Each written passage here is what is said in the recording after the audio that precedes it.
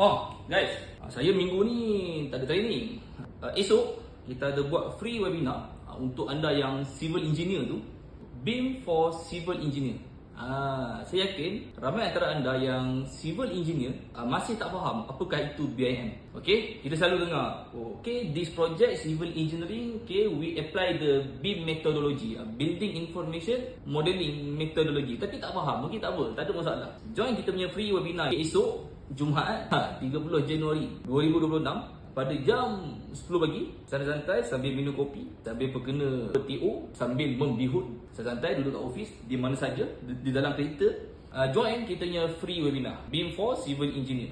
Dalam webinar ni kita nak bagi faham first, apakah itu BIM untuk civil engineer, apa fungsi BIM ni untuk civil engineer ni, perlu ke, penting ke, bagus ke. Okay. Kedua adalah macam mana BIM ni kita boleh apply untuk projek road, jambatan, bridge, drainage, sewerage, water right, whatever lah yang berkait dengan civil kan.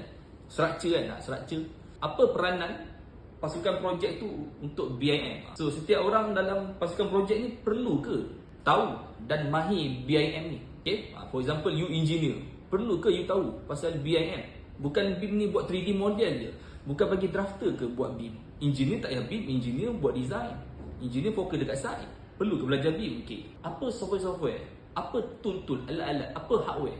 Apa software? Apa dia punya cloud sharing system yang diperlukan untuk BIM ni? Apa facility BIM ni?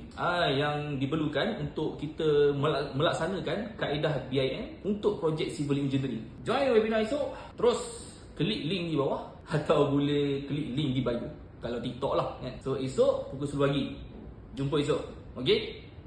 Jangan benda-benda ni. Jumpa esok. Sibuk tak apa, dengar je. Tak boleh tengok, dengar, boleh dengar. Okay? Join, jom. Alright, nak sambung ukur ni. Okay, kita ukur siling, kita ukur lebar.